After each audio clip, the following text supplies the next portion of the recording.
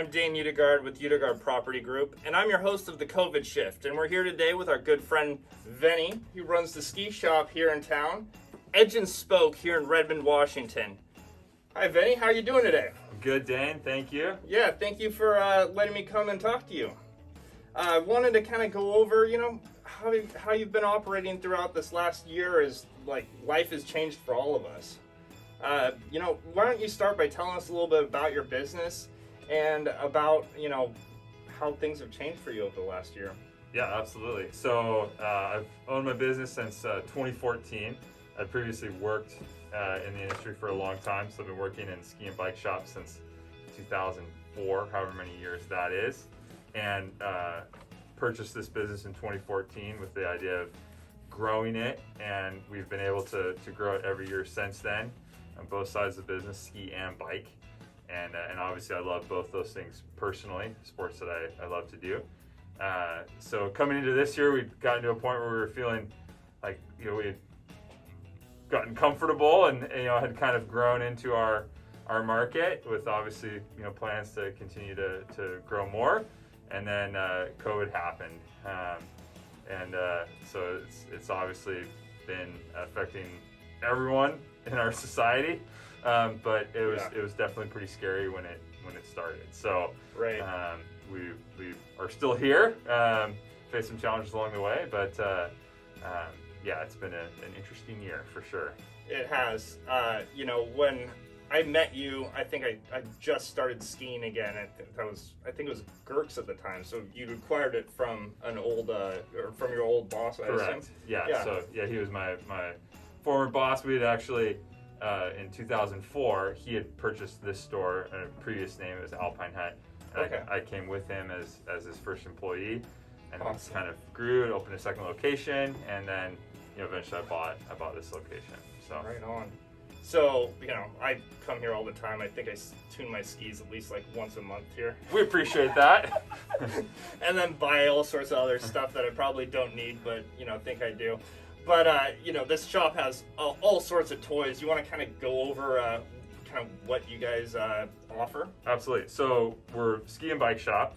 Right. So we kind of alternate those seasons. And we are a specialized dealer for bikes, so that's our primary brand.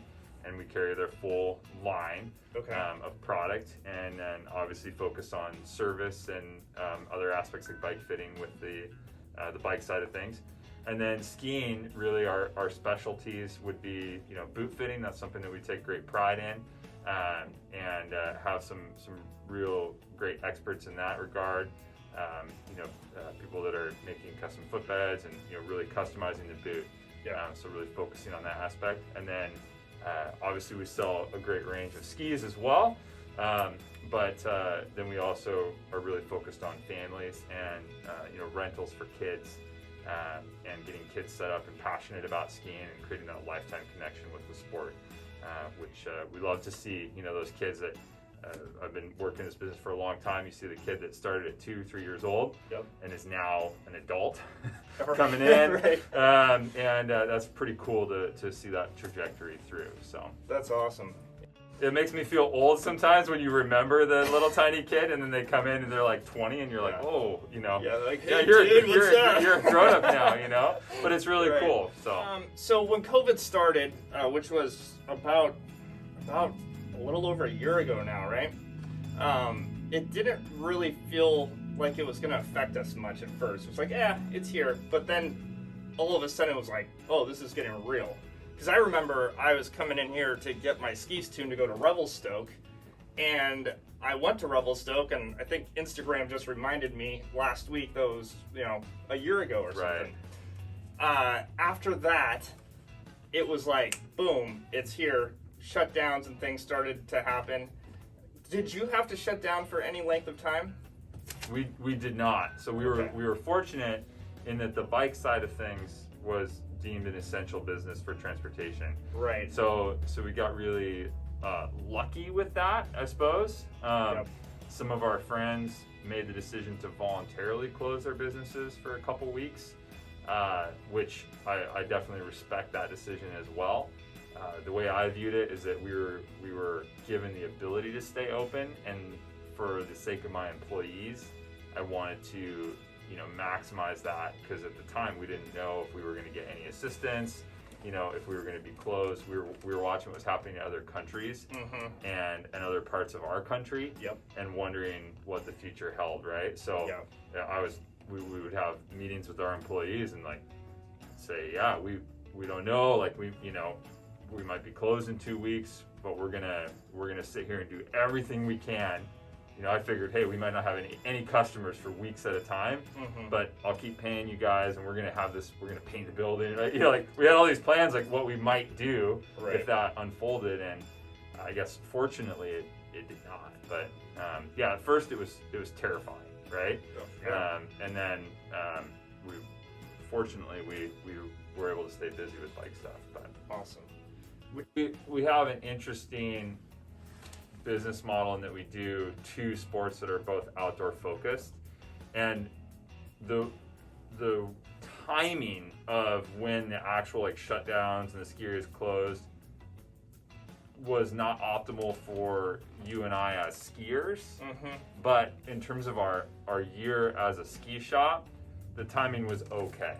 Right. It was at the tail end of the season, and it was at a time when it didn't affect our business that much, and the day that those areas closed, we sold the last of our backcountry touring bindings, for people that are not using the lift and skinning up the hill to ski. So we sold all of that product that day, and I bought a touring setup so people could get outside. And then we did have a little bit of carryover product, but it wasn't enough that it was concerning. We do definitely feel for our friends in Europe this year, because while we've been skiing here, and it really has felt relatively normal for us to ski this year, most of Europe is closed, and so I know that ski shops there are talking about having 10% of the sales they normally have, things like that. So we feel super fortunate, obviously. And then anybody who's followed what happened in the bicycling side of the industry knows that it was a crazy year for bikes, and that there was actually a shortage created because of the demand for bikes, and also the disruptions to the supply chain. Do you think that's going to continue on into this year, or is that starting to slow down again? Well, the biggest issue that we have now is availability of product and what people actually want. And I was just given some data yesterday about the state of the bicycle industry, and it's something that's affecting industry in general, right? So they're talking about raw materials costs being up tremendously. For example, the cost of rubber, which is obviously important for bike tires, but a lot of other industries, it's up 40% this last year. Ocean freight costs, because a lot of the bikes are made in Asia. Ocean freight costs are up 10 times, and that's if you can get container space. Wow. So the bike industry, along with other industries, is dealing with these huge changes. We're dealing with it too. Lumber costs are up 52% right now, or something like that. It's steel, aluminum, so you have all these factors that are affecting it, and Specialized, there's a lot of people that want a basic mountain bike for their kid, or just to get into it, a sub $1,000 price point. They have warehouses full of those frames that they manufactured last year. They can't get parts to put on those bikes. Wow. So there's a lot of pent-up demand, and they're telling us that this is going to be at least the next 18 months, and that's industry-wide for us. So we're basically trying to forecast where normally we would buy a product, as we needed it, and kind of thinking a month or 2 ahead at maximum. Special ordering bikes for people that want a different color. Now we're trying to look basically a year in the future. So it's totally changed how we're having to think about the product we have coming in, and also when someone comes in looking for something, what we can find for them and what they actually need. So definitely presenting some challenges. Do you feel that COVID has made you more resilient, more able to handle uncertainty in the future? Well, I think it will.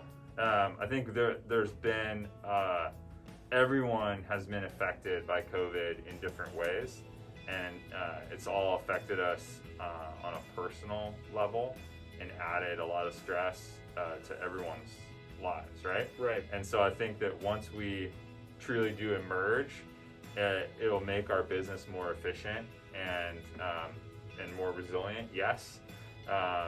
So fingers crossed that we're getting to that point where we can say that we're starting to put it behind us. But I think all of us are gonna view a minor crisis with a little bit different lens now than we would have in the past.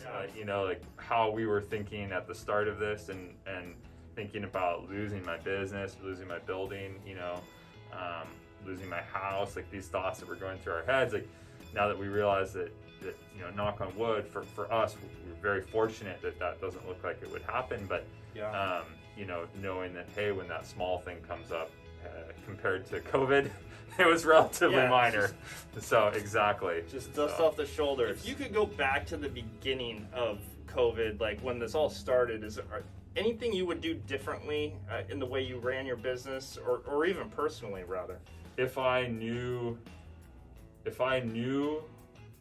now, or then what I know now, right? I would have probably closed for a couple weeks. Okay.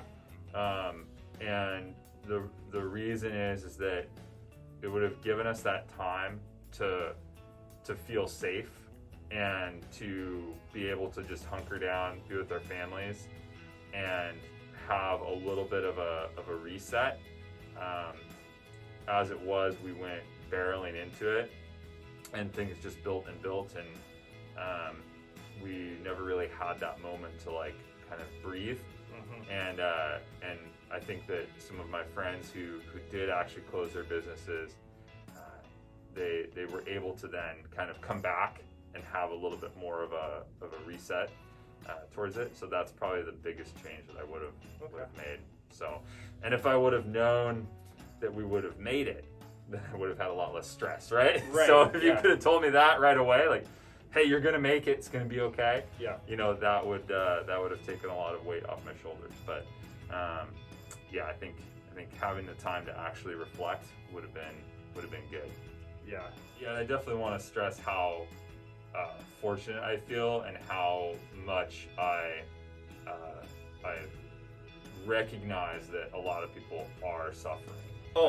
Absolutely. And we definitely, our heart goes out to anyone who's been negatively affected and their businesses have been closed. Like, that's been tremendously stressful for society in general. And I, like you, I have a little survivor's guilt that we were able to stay open and keep going. So. All right. As an employer, how do you feel you handled the needs of the people who depended on you during this period? That's a great question. We definitely felt an obligation to keep going as long as we could initially, whatever that looked like. And we were looking at, personally, how we could tap into our IRAs and things like that to be able to keep paying employees if that's what it came down to. So we were really prepared for the worst. I went through initially and made a budget of anything that I could cut. So we were planning on really being lean and cutting all additional expenses to pay payroll for as long as we could. That was our plan. Wow. And unfortunately, it didn't come to that. But it was ultimately a good exercise. We got lucky that we were able to stay open and keep paying people. I think as an employer, if I knew then what I know now, the stress level would have been a lot less. But initially we knew nothing, right? So I handled it as best as I could. Whether I could have handled it better, probably, but it was a stressful time. In hindsight, you can always do things better, but hindsight's 2020. So, as a thank you to the customers of Utigard Property Group, we wanted to extend the offer of 20% off any bike rentals or bike demos through the spring and summer season. And we are also still 40% off MSRP on any of our remaining ski equipment if you're itching to get out for some spring skiing or get ready for next season.